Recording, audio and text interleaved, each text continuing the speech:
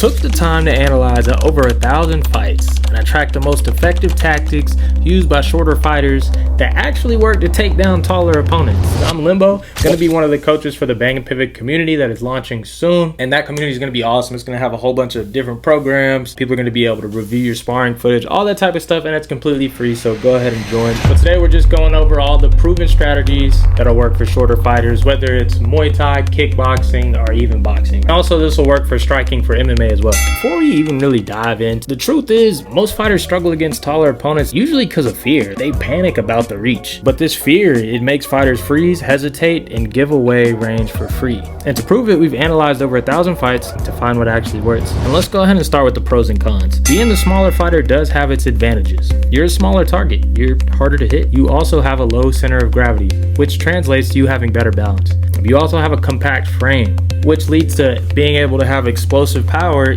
in close range. Some people have the idea that long range fighters don't have explosive power, but they do. It's just harder for them to generate it when in close range. Alright, the disadvantages: you have less reach. You can't reach them and they can reach you. That's a pretty big disadvantage. Another disadvantage, when you get in the clinch, and this is specific to Muay Thai and MMA, the clinch is significantly harder if you have to reach up. It's more physically taxing as well. Let's actually get into the tactics. The first tactic: be a liar. Yep, be a liar. The best short fighters, they lie. They fake, they feint, and they keep you guessing. If your opponent never knows what's coming, they can't weaponize their reach. Feints and fakes aren't just flashy. They confuse timing and shut down reach-based counters. Across 1,000 bouts, unpredictability was a top winning pattern. Tactic number 2, head movement and footwork. Short fighters rely on slipping, weaving, and explosive angle entry. You can't be stationary. Tall fighters just gonna jab you all night. Tactic number 3, combos and no single shots. So you hear people say if you're short and you get in the inside, stay on the inside. That doesn't mean just stay there forever. You're still gonna have to move. What they really mean is when you get inside, don't just throw one punch and back out. Like, you wanna throw at least 3 before you're exiting. And when you do exit, because you don't wanna just stay in front of somebody after throwing a combo, leave it at an angle. That way you can still be in close range and it kind of be a reset in the range that you want.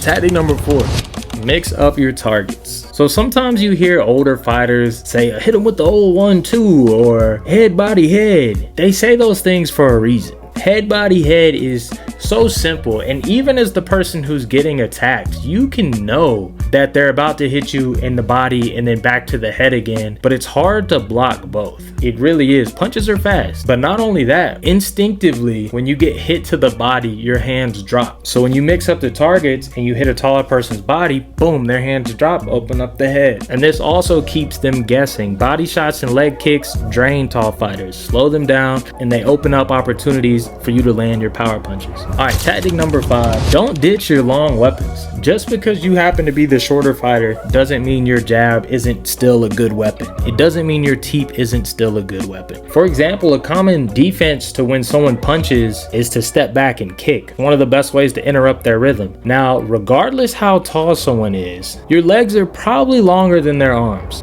Tactic 6, explosive entries. So you can go forward a lot faster than you can go backwards. You want to use these explosive entries to get close before they can even react, which is why they work so good off of defense or feints, because it gives them like a reason to either pause or be off balance for a second. If you do want to get close, don't do it slow. Alright, tactic number 7, catching kicks. So catching kicks is like hitting a pause button, right? The moment you catch one, they're off balance. They're standing on one foot. Nobody can move fast off one foot. If you catch a kick and you decide to sweep your opponent, it's gonna make them think twice about throwing those long range kicks, right? Because it's like, oh, every time I throw a kick, he just sweeps me. Or say you don't really like sweeps and you want to get punches off fast. You could catch a kick and just throw it the other way to get them off balance and come in with your combos. So that's why catching kicks is so good, because it allows you to follow up attack while they're frozen for a slight moment. When we broke down over 1,000 fights, we found clear patterns. Feints, feints, feints. They feint a lot. Shorter fighters win by controlling angles, and they also never throw single shots inside. They rely on pressure to make tall fighters panic. And again, these are all just strategies, but there are exact movements to do in certain situations. It would take me forever to go through all of them, but we do have a course in our community for free that you guys can go check out, and it'll explain all those short fighter tactics.